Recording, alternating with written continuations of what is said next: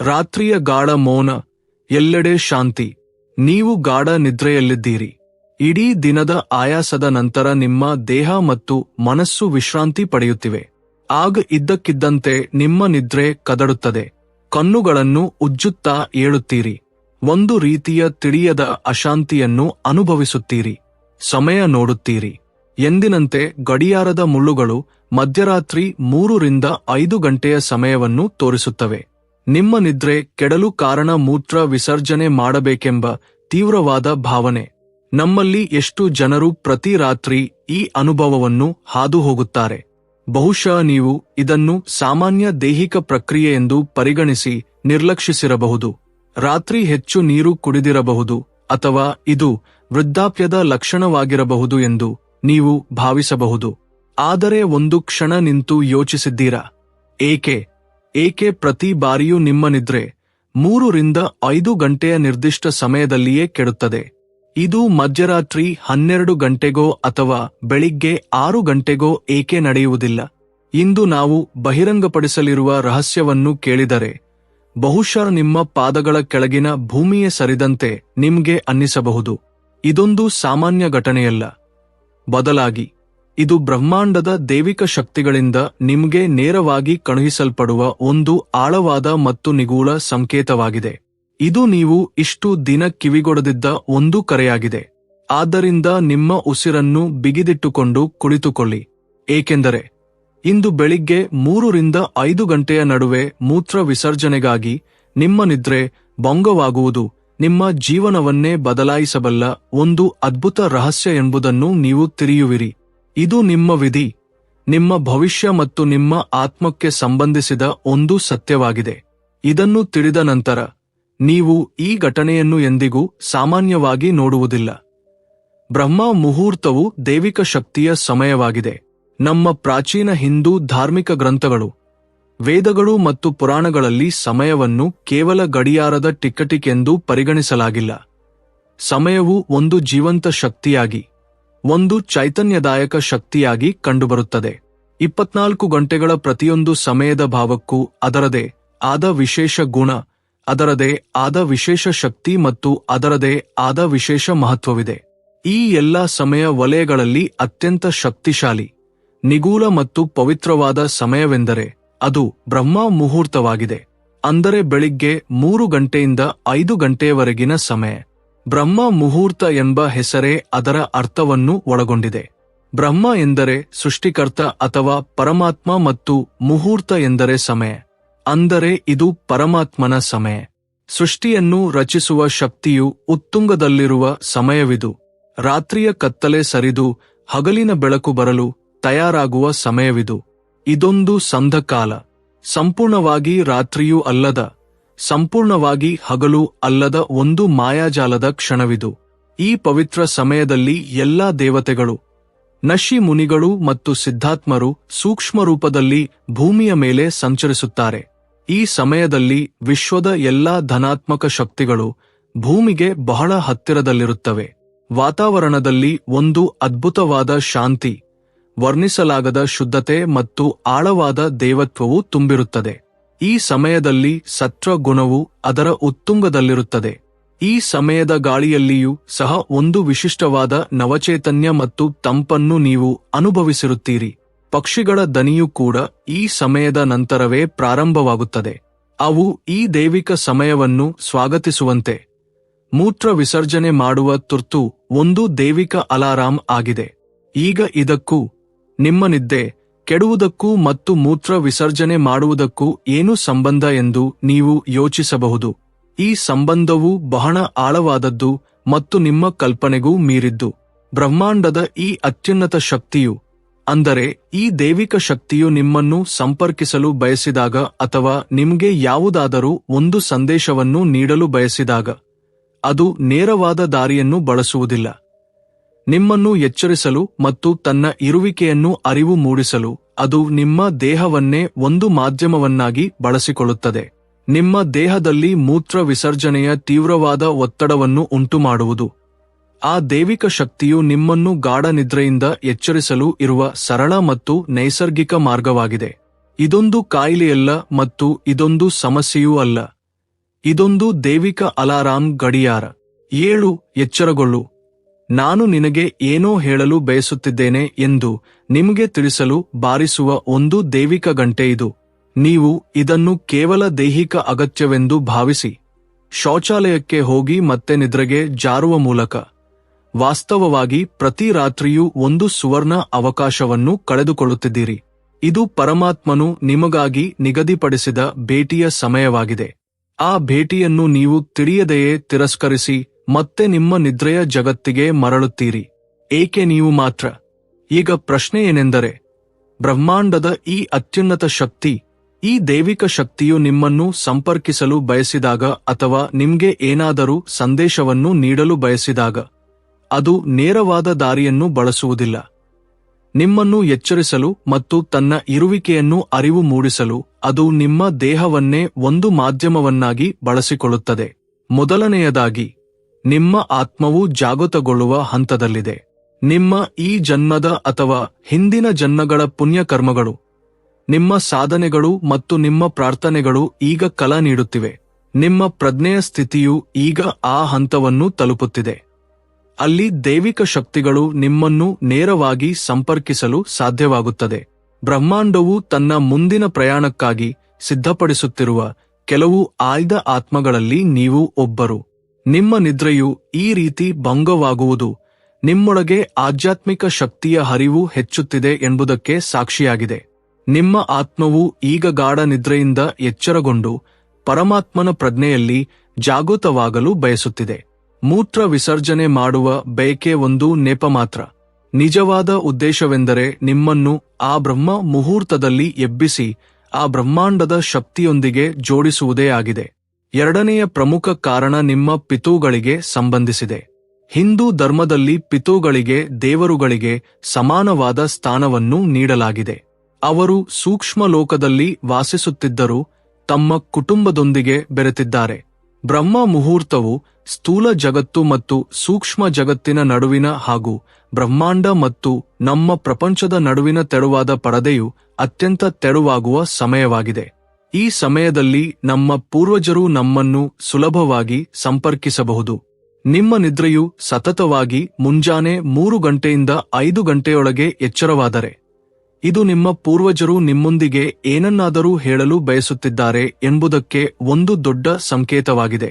ಬಹುಶಃ ಅವರು ಯಾವುದೋ ಒಂದು ವಿಷಯದಿಂದ ನೊಂದಿದ್ದು ತಮ್ಮ ಶಾಂತಿಗಾಗಿ ನಿಮ್ಮ ಪ್ರಾರ್ಥನೆಯನ್ನೋ ಅಥವಾ ಯಾವುದಾದರೂ ಒಂದು ಕ್ರಿಯೆಯನ್ನೋ ನಿರೀಕ್ಷಿಸುತ್ತಿರಬಹುದು. ಬಹುಶಃ ಅವರು ನಿಮ್ಮ ಜೀವನದಲ್ಲಿ ಬರಲಿರುವ ದೊಡ್ಡ ಸಂತೋಷದ ಬಗ್ಗೆ ಸಂಕೇತವನ್ನು ನೀಡುತ್ತಿರಬಹುದು, ಅಥವಾ ಬರಲಿರುವ ಅಪಾಯದ ಬಗ್ಗೆ ನಿಮಗೆ ಎಚ್ಚರಿಕೆ ನೀಡಬಹುದು, ಅಥವಾ ಅವರು ಕೇವಲ ತಮ್ಮ ಪ್ರೀತಿ ಮತ್ತು ಆಶೀರ್ವಾದವನ್ನು ನಿಮಗೆ ನೀಡಲು ಬಯಸಬಹುದು. ನಾವು ನಿಮ್ಮೊಂದಿಗಿದ್ದೇವೆ, ನೀವು ಏಕಾಂಗಿಯಲ್ಲ ಎಂದು ಅವರು ನಿಮಗೆ ಹೇಳಲು ಬಯಸುತ್ತಾರೆ. ನೀವು ಎದ್ದು ಶೌಚಾಲಯಕ್ಕೆ ಹೋಗುವಾಗ ಅವರು ನಿಮ್ಗೆ ಬಹಳ ಹತ್ತಿರದಲ್ಲಿರುತ್ತಾರೆ, ನಿಮ್ಮನ್ನು ಗಮನಿಸುತ್ತಿರುತ್ತಾರೆ. ನೀವು ಪ್ರತಿ ರಾತ್ರಿ ಹೀಗೆ ಎಚ್ಚರಗೊಳ್ಳುವುದು ನಿಮಗೂ ಮತ್ತು ನಿಮ್ಮ ಪಿತೃಗಳಿಗೂ ನಡುವೆ ಒಂದು ಸೇತುವೆಯಾಗಿ ಕೆಲಸ ಮಾಡುತ್ತದೆ. ಇಷ್ಟ ದೈವದ ಧ್ವನಿ. ಮೂರನೇ ನಿಗೂಢ ಕಾರಣವು ನಿಮ್ಮ ಇಷ್ಟ ದೈವಕ್ಕೆ ಸಂಬಂಧಿಸಿದೆ. ಪ್ರತಿಯೊಬ್ಬ ವ್ಯಕ್ತಿಗೂ ಒಂದು ಇಷ್ಟ ದೈವ ಇರುತ್ತದೆ. ಅವರ ಆತ್ಮಕ್ಕೆ ಆಳವಾದ ಸಂಬಂಧವಿರುವ ದೈವ ಅಥವಾ ದೇವರ ರೂಪವದು. ನಿಮ್ಮ ಜೀವನದ ಪ್ರವಾಹದಲ್ಲಿ ಮತ್ತು ಜವಾಬ್ದಾರಿಗಳಲ್ಲಿ ನೀವು ಎಷ್ಟೋ ಮುಳುಗಿ ಹೋಗಿದ್ದೀರಿ. ನಿಮ್ಮ ಇಷ್ಟ ದೈವಕ್ಕಾಗಿ ಸಮಯ ಮೀಸಲಿಡುವುದನ್ನು ಮತ್ತು ಅವರನ್ನು ಪೂಜಿಸುವುದನ್ನು ನೀವು ಮರೆತುಬಿಟ್ಟಿದ್ದೀರಿ. ನೀವು ಹೀಗೆ ಬ್ರಹ್ಮ ಮುಹೂರ್ತದಲ್ಲಿ ಎಚ್ಚರಗೊಳ್ಳುವುದು ನಿಮ್ಮ ಇಷ್ಟ ದೈವದ ಕರೆಯಾಗಿದೆ. ನಾನು ನಿಮಗಾಗಿ ಕಾಯುತ್ತಿದ್ದೇನೆ. ಈ ಸಮಯ ನನಗಾಗಿ ಮಾತ್ರ. ಬನ್ನಿ ನನ್ನೊಂದಿಗೆ ಮಾತನಾಡಿ. ನಿಮ್ಮ ಮನಸ್ಸಿನ ಭಾರವನ್ನು ಕಡಿಮೆ ಮಾಡಿಕೊಳ್ಳಿ ಎಂದು ಅವರು ನಿಮ್ಗೆ ನೆನಪಿಸುತ್ತಿದ್ದಾರೆ. ಈ ಸಮಯದಲ್ಲಿ ನಿಮ್ಮ ಪ್ರಾರ್ಥನೆಯು ಯಾವುದೇ ಅಡೆತಡೆಗಳಿಲ್ಲದೆ ನೇರವಾಗಿ ನಿಮ್ಮ ಇಷ್ಟದೇವತೆಯನ್ನು ತಲುಪುತ್ತದೆ. ಈ ಸಮಯದಲ್ಲಿ ಮಾಡುವ ಒಂದು ಕರೆಯೂ ಕೂಡ ಹಗಲಿನಲ್ಲಿ ಮಾಡುವ 100 ಯಾಗಗಳಿಗೆ ಸಮಾನವಾದ ಫಲವನ್ನು ನೀಡುತ್ತದೆ. ಪರಮಾತ್ಮನು ಆ ದೈವಿಕ ಶಾಂತಿಯಲ್ಲಿ ನಿಮ್ಮನ್ನು ಸಂಪರ್ಕಿಸಲು ಬಯಸುತ್ತಾನೆ. ಅದಕ್ಕಾಗಿಯೇ ಅವನು ನಿಮ್ಮನ್ನು ಈ ವಿಶೇಷ ಸಮಯದಲ್ಲಿ ಎಬ್ಬಿಸುತ್ತಾನೆ. ದೇಹ ಮತ್ತು ಬ್ರಹ್ಮಾಂಡದ ಸಂಪರ್ಕ. ನಾಲ್ಕನೆಯ ಕಾರಣವೆಂದರೆ ನಿಮ್ಮ ದೇಹ ಮತ್ತು ಬ್ರಹ್ಮಾಂಡದ ನಡುವಿನ ಸಂಪರ್ಕ. ನಮ್ಮ ಪ್ರಾಚೀನ ವಿಜ್ಞಾನವಾದ ಆಯುರ್ವೇದದ ಪ್ರಕಾರ ನಮ್ಮ ದೇಹವು ಪಂಚಭೂತಗಳಾದ ಭೂಮಿ, ನೀರು, ಬೆಂಕಿ, ಗಾಳಿ ಮತ್ತು ಆಕಾಶಗಳಿಂದ ಮಾಡಲ್ಪಟ್ಟಿದೆ ಮತ್ತು ನಮ್ಮ ದೇಹದಲ್ಲಿರುವ ವಾತ, ಪಿತ್ತ ಮತ್ತು ಕನ ಎಂಬ 3 ದೋಷಗಳು ಸಮತೋಲನದಲ್ಲಿರುತ್ತವೆ. ರಾತ್ರಿಯ ಕೊನೆಯ ಭಾಗ ಅಂದರೆ ಸುಮಾರು ಮಧ್ಯರಾತ್ರಿ 2 ಗಂಟೆಯಿಂದ ಬೆಳಿಗ್ಗೆ 6 ಗಂಟೆಯವರೆಗಿನ ಸಮಯವು ವಾತದ ಸಮಯವಾಗಿದೆ. ವಾತದ ಗುಣವು ಚಲನೆಯನ್ನು ನೀಡುವುದು ಮತ್ತು ಚಲನೆಯನ್ನು ಸೃಷ್ಟಿಸುವುದು. ದೇಹದಿಂದ ಮಲ ಮತ್ತು ಮೂತ್ರ ವಿಸರ್ಜನೆಯಾಗುವುದು ಕೂಡ ವಾತದ ಒಂದು ಕ್ರಿಯೆ. ಬ್ರಹ್ಮ ಮುಹೂರ್ತದಲ್ಲಿ ಬ್ರಹ್ಮಾಂಡದ ಪ್ರಾಣಶಕ್ತಿಯು ಉತ್ತುಂಗದಲ್ಲಿದ್ದಾಗ ಅದು ದೇಹದ ವಾತ ದೋಷದ ಮೇಲೂ ಪರಿಣಾಮ ಬೀರುತ್ತದೆ. ಇದೊಂದು ನೈಸರ್ಗಿಕ ಹೊಂದಾಣಿಕೆಯಾಗಿದೆ. ಬ್ರಹ್ಮಾಂಡದ ಶಕ್ತಿಯ ಜಾಗೃತಿಯು ನಿಮ್ಮ ದೇಹದ ಶಕ್ತಿಯನ್ನು ಎಚ್ಚರಗೊಳಿಸುತ್ತದೆ. ಇದರಿಂದ ವಾತದ ಚಲನೆ ಹೆಚ್ಚಾಗಿ ಮೂತ್ರ ವಿಸರ್ಜನೆ ಮಾಡಬೇಕೆಂಬ ಬಯಕೆ ಉಂಟಾಗುತ್ತದೆ. ಆದ್ದರಿಂದ ನೀವು ಕೇವಲ ದೈಹಿಕ ಪ್ರಕ್ರಿಯೆ ಎಂದು ಭಾವಿಸುವುದು ವಾಸ್ತವವಾಗಿ ನಿಮ್ಮ ದೇಹವು ಬ್ರಹ್ಮಾಂಡದ ಗಡಿಯಾರದೊಂದಿಗೆ ಹೊಂದಿಕೊಳ್ಳುವುದಾಗಿದೆ.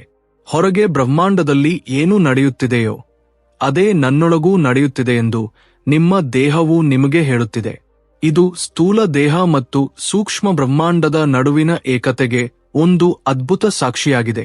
ಈ ಅವಕಾಶವನ್ನು ಬಳಸಿಕೊಳ್ಳುವುದು ಹೇಗೆ? ಈಗ ಅತಿದೊಡ್ಡ ಪ್ರಶ್ನೆ ಏನೆಂದರೆ, ಇದು ಇಷ್ಟು ದೊಡ್ಡ ಸಂಕೇತವಾಗಿದ್ದರೆ ನಾವೇನು ಮಾಡಬೇಕು? ಈ ಅವಕಾಶವನ್ನು ಹೇಗೆ ಸದುಪಯೋಗಪಡಿಸಿಕೊಳ್ಳುವುದು? ಮುಂದಿನ ಬಾರಿ ನಿಮ್ಮ ನಿದ್ರೆಯು ಮುಂಜಾನೆ 3 ರಿಂದ 5 ಗಂಟೆಯ ನಡುವೆ ಮೂತ್ರ ವಿಸರ್ಜನೆಗಾಗಿ ಎಚ್ಚರವಾದರೆ ಅದನ್ನು ಒಂದು ಹೊರೆ ಅಥವಾ ತೊಂದರೆ ಎಂದು ಭಾವಿಸಬೇಡಿ.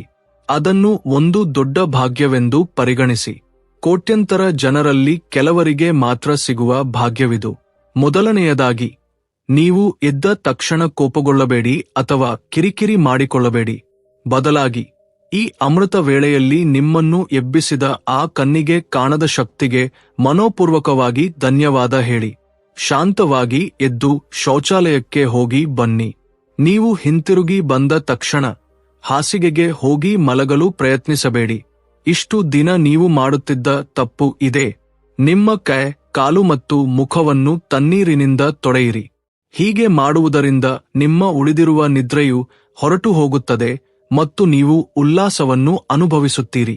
ಈಗ ನಿಮ್ಮ ಮನೆಯ ಶಾಂತವಾದ ಮೂಲೆಯಲ್ಲಿ ಅಥವಾ ನಿಮ್ಮ ಪೂಜಾ ಕೋಣೆಯಲ್ಲಿ ಅಥವಾ ಸಾಧ್ಯವಾದರೆ ತೆರೆದ ಸ್ಥಳದಲ್ಲಿ ಆಸನದ ಮೇಲೆ ಕುಳಿತುಕೊಳ್ಳಿ. ನೀವು ಯಾವುದೇ ದೊಡ್ಡ ಪೂಜೆ ಅಥವಾ ಆಚರಣೆಗಳನ್ನು ಮಾಡುವ ಅಗತ್ಯವಿಲ್ಲ. ಸುಮ್ಮನೆ ಶಾಂತವಾಗಿ ಕುಳಿತುಕೊಳ್ಳಿ. ನಿಮ್ಮ ಕಣ್ಣುಗಳನ್ನು ಮುಚ್ಚಿಕೊಳ್ಳಿ. ನಿಮ್ಮ ಬೆನ್ನುಮೂಳೆಯನ್ನು ನೇರವಾಗಿ ಇರಿಸಿ ಮತ್ತು ನಿಮ್ಮ ಉಸಿರು ಒಳಗೆ ಹೋಗಿ ಹೊರಗೆ ಬರುವುದರ ಕಡೆಗೆ ಗಮನ ಕೇಂದ್ರೀಕರಿಸಿ. ನೀವು ತೆಗೆದುಕೊಳ್ಳುವ ಉಸಿರು ಸಾಮಾನ್ಯ ಗಾಳಿಯಲ್ಲ. ಬದಲಾಗಿ ಅದು ಬ್ರಹ್ಮ ಮುಹೂರ್ತದ ದೈವಿಕ ಪ್ರಾಣ ಶಕ್ತಿ ಎಂಬುದನ್ನು ಅರಿತುಕೊಳ್ಳಿ.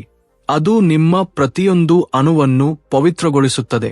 ನೀವು ಉಸಿರನ್ನು ಹೊರಬಿಡುವಾಗ ನಿಮ್ಮೊಳಗಿನ ಎಲ್ಲಾ ನಕಾರಾತ್ಮಕತೆಗಳು, ಎಲ್ಲಾ ದೋಷಗಳು ಮತ್ತು ಎಲ್ಲಾ ಚಿಂತೆಗಳು ಹೊರಹೋಗುತ್ತವೆ. ಕೆಲವು ನಿಮಿಷಗಳ ಕಾಲ ಈ ಶಾಂತಿಯಲ್ಲಿಯೇ ಕುಳಿತುಕೊಳ್ಳಿ. ಈ ಸಮಯದಲ್ಲಿ ಬ್ರಹ್ಮಾಂಡವು ನಿಮ್ಮೊಂದಿಗೆ ಮಾತನಾಡಲು ಬಯಸುತ್ತದೆ. ನೀವು ಶಾಂತಿಯುತ ಕೇಳುಗರಾಗಿರಬೇಕು. ಬಹುಶಃ ನಿಮ್ಮ ಮನಸ್ಸಿನಲ್ಲಿ ಒಂದು ಆಲೋಚನೆ ಮೂಡಬಹುದು. ನೀವು ತಿಂಗಳುಗಳಿಂದ ಹುಡುಕುತ್ತಿದ್ದ ಪರಿಹಾರವು ನಿಮ್ಗೆ ಸಿಗಬಹುದು. ನಿಮ್ಮ ಪ್ರೀತಿಪಾತ್ರರೊಬ್ಬರು ನಿಮ್ಗೆ ನೆನಪಾಗಬಹುದು. ಅವರಿಗೆ ನಿಮ್ಮ ಪ್ರೀತಿ ಮತ್ತು ಬೆಂಬಲದ ಅಗತ್ಯವಿರಬಹುದು. ಬಹುಶಃ ನಿಮ್ಮೊಳಗೆ ನೀವು ಅಪಾರವಾದ ಶಾಂತಿಯನ್ನು ಅನುಭವಿಸಬಹುದು. ನೀವು ಇದಕ್ಕೂ ಮೊದಲು ಅನುಭವಿಸದ ಒಂದು ಶಾಂತಿ. ನೀವು ಬಯಸಿದರೆ ನಿಮ್ಮ ಇಷ್ಟ ದೇವತೆಯನ್ನು ಧ್ಯಾನಿಸಬಹುದು ಅಥವಾ ನನ್ ಮಂತ್ರವನ್ನು ನಿಧಾನವಾಗಿ ಪಠಿಸಬಹುದು. ಈ ಸಮಯದಲ್ಲಿ ನನ್ನ ಕಾರದ ಶಬ್ದವು ಬ್ರಹ್ಮಾಂಡದ ಶಬ್ದದೊಂದಿಗೆ ಲೀನವಾಗಿ ನಿಮ್ಮ ಪ್ರಜ್ಞೆಯನ್ನು ಅನೇಕ ಪಟ್ಟು ಹೆಚ್ಚಿಸುತ್ತದೆ. ನೀವು ನಿಮ್ಮ ಪಿತೃಗಳನ್ನು ನೆನಪಿಸಿಕೊಳ್ಳಬಹುದು. ಮನಪೂರ್ವಕವಾಗಿ ಅವರಲ್ಲಿ ಪ್ರಾರ್ಥಿಸಿ, ನನ್ನ ಪೂರ್ವಜರೇ, ನಾನು ನಿಮ್ಗೆ ನಮಸ್ಕರಿಸುತ್ತೇನೆ. ನನ್ನ ಮೇಲೂ ಮತ್ತು ನನ್ನ ಕುಟುಂಬದ ಮೇಲೂ ನಿಮ್ಮ ಕರುಣೆಯನ್ನು ಮುಂದುವರಿಸಿ. ನಾನು ಏನಾದರೂ ತಪ್ಪು ಮಾಡಿದ್ದರೆ ನನ್ನನ್ನು ಕ್ಷಮಿಸಿ. ನಂಬಿರಿ, ನಿಮ್ಮ ಈ ಚಿಕ್ಕ ಪ್ರಾರ್ಥನೆಯು ತಕ್ಷಣವೇ ಅವರನ್ನು ತಲುಪುತ್ತದೆ. ಮೇಲಾಗಿ ಅವರ ಆಶೀರ್ವಾದವು ನಿಮ್ಮನ್ನು ಮತ್ತು ನಿಮ್ಮ ಕುಟುಂಬವನ್ನು ಪ್ರತಿಯೊಂದು ಅಪಾಯದಿಂದ ಕಾಪಾಡುತ್ತದೆ. ಆರಂಭದಲ್ಲಿ ನಿಮ್ಮ ಮನಸ್ಸು ಅಲೆದಾಡಬಹುದು. ನಿಮಗೆ ಮತ್ತೆ ನಿದ್ದೆ ಬರಬಹುದು, ಆದರೆ ಎದೆಗುಂದಬೇಡಿ. 5 ಅಥವಾ 10 ನಿಮಿಷಗಳಿಂದ ಪ್ರಾರಂಭಿಸಿ. ನಿಧಾನವಾಗಿ ಈ ಸಮಯದಲ್ಲಿ ಕುಳಿತುಕೊಳ್ಳುವುದು ನಿಮ್ಗೆ ಇಷ್ಟವಾಗುವುದನ್ನು ನೀವು ಕಾಣುವಿರಿ. ನಿಮ್ಮ ದೇಹ ಮತ್ತು ಮನಸ್ಸು ತಾನಾಗಿಯೇ ಈ ದೈವಿಕ ಭೇಟಿಗಾಗಿ ಹಂಬಲಿಸಲು ಪ್ರಾರಂಭಿಸುತ್ತವೆ. ಇದೊಂದು ಹಂತವಾದ ಪ್ರಕ್ರಿಯೆ. ಇದು ಈಗ ಎಚ್ಚರಗೊಂಡಿರುವ ನಿಮ್ಮ ಆತ್ಮದ ದಾಹವಾಗಿದೆ. ಪ್ರತಿ ರಾತ್ರಿ ನೀವು ಈ ನಿಯಮವನ್ನು ಪಾಲಿಸುವಾಗ ನಿಮ್ಮ ಜೀವನದಲ್ಲಿ ಅದ್ಭುತ ಬದಲಾವಣೆಗಳು ಬರಲು ಪ್ರಾರಂಭಿಸುವುದನ್ನು ನೀವು ಕಾಣುವಿರಿ. ನಿಮ್ಮ ಮುಖದಲ್ಲಿ ಒಂದು ವಿಶೇಷ ತೇಜಸ್ಸು, ಅಂದರೆ ಬೆಳಕು, ಕಾಣಿಸಿಕೊಳ್ಳುತ್ತದೆ. ನಿಮ್ಮ ಮನಸ್ಸಿನಲ್ಲಿರುವ ಅನಗತ್ಯ ಚಿಂತೆಗಳು ಮತ್ತು ಭಯಗಳು ಮರೆಯಾಗಲು ಪ್ರಾರಂಭಿಸುತ್ತವೆ. ನಿಂತು ಹೋಗಿದ್ದ ನಿಮ್ಮ ಕೆಲಸಗಳು ತಾನಾಗಿಯೇ ನಡೆಯಲು ಪ್ರಾರಂಭಿಸುತ್ತವೆ. ಜನರು ನಿಮ್ಮ ಕಡೆಗೆ ಆಕರ್ಷಿತರಾಗುತ್ತಾರೆ. ಅವರು ನಿಮ್ಮ ಬಳಿ ಸಲಹೆ ಕೇಳಲು ಪ್ರಾರಂಭಿಸುತ್ತಾರೆ. ಭವಿಷ್ಯದಲ್ಲಿ ನಡೆಯಲಿರುವ ಘಟನೆಗಳನ್ನು ನೀವು ಮುಂಚಿತವಾಗಿ ಗ್ರಹಿಸಲು ಪ್ರಾರಂಭಿಸುತ್ತೀರಿ. ಇದು ಮೂಢನಂಬಿಕೆಯಲ್ಲ, ಇದು ಶಕ್ತಿಯ ವಿಜ್ಞಾನ. ಬ್ರಹ್ಮಾಂಡವು ತನ್ನ ಎಲ್ಲಾ ಶಕ್ತಿಗಳನ್ನು ಸುರಿಯುವ ಸಮಯದಲ್ಲಿ ನೀವು ಅದನ್ನು ಸರಿಯಾಗಿ ಬಳಸಿಕೊಳ್ಳಲು ಕಲಿತಿದ್ದೀರಿ. ಜನರು ತಮ್ಮ ಜೀವಿತಾವಧಿಯಿಡೀ ಹುಡುಕುವ ನಿಧಿಯ ಕೀಲಿಯನ್ನು ನೀವು ಪಡೆದುಕೊಂಡಿದ್ದೀರಿ. ಯೋಚಿಸಿ, ಆ ದೈವಿಕ ಶಕ್ತಿಯು ನಿಮ್ಗೆ ಪ್ರತಿದಿನವೂ ಒಂದು ಅವಕಾಶವನ್ನು ನೀಡುತ್ತದೆ. ಪ್ರತಿದಿನವೂ ನಿಮ್ಮ ಬಾಗಿಲನ್ನು ತಟ್ಟುತ್ತದೆ. ಆದರೆ ನೀವು ಅದನ್ನು ನಿರ್ಲಕ್ಷಿಸುತ್ತೀರಿ. ಆದರೆ ಈಗ ಈ ರಹಸ್ಯವನ್ನು ತಿಳಿದ ನಂತರ ನೀವು ಹಾಗೆ ಮಾಡುವುದಿಲ್ಲ.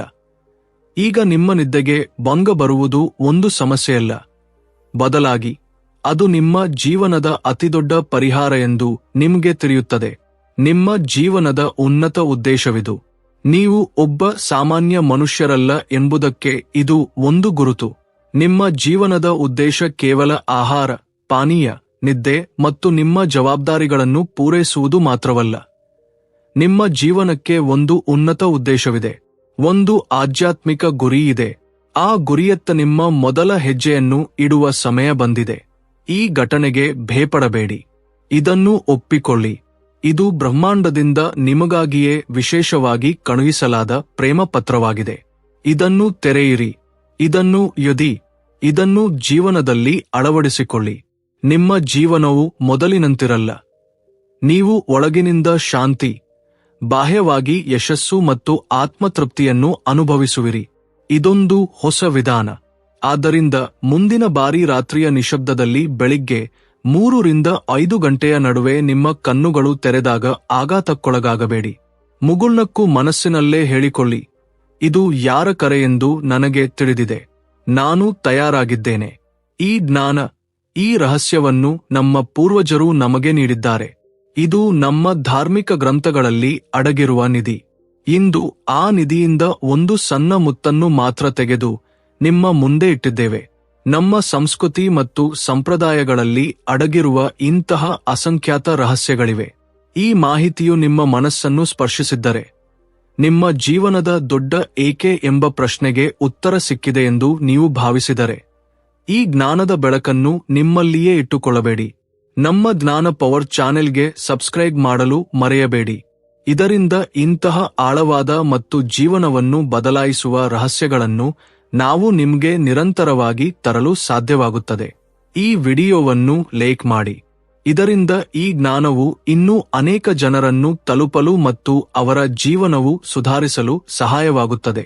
ಅಲ್ಲದೆ ಇದನ್ನು ನಿಮ್ಮ ಸ್ನೇಹಿತರು, ಕುಟುಂಬ ಸದಸ್ಯರು ಮತ್ತು ಪ್ರೀತಿಪಾತ್ರರೊಂದಿಗೆ ಹಂಚಿಕೊಳ್ಳಿ. ನಿಮ್ಮ ಒಂದು ಹಂಚಿಕೆಯು ಯಾರ ಮುಂಜಾನೆಯ ನಿದ್ರೆಯ ರಹಸ್ಯವನ್ನು ತೆರೆಯಬಹುದು ಅಥವಾ ಅವರ ನಿದ್ರಿಸುತ್ತಿರುವ ಅದೃಷ್ಟವನ್ನು ಎಚ್ಚರಗೊಳಿಸಬಹುದು ಎಂಬುದು ಯಾರಿಗೆ ತಿಳಿದಿದೆ. ನಿಮ್ಮ ಒಂದು ಸಣ್ಣ ಪ್ರಯತ್ನವು ಒಬ್ಬರ ಜೀವನದಲ್ಲಿ ದೊಡ್ಡ ಸಕಾರಾತ್ಮಕ ಬದಲಾವಣೆಯನ್ನು ತರಬಹುದು.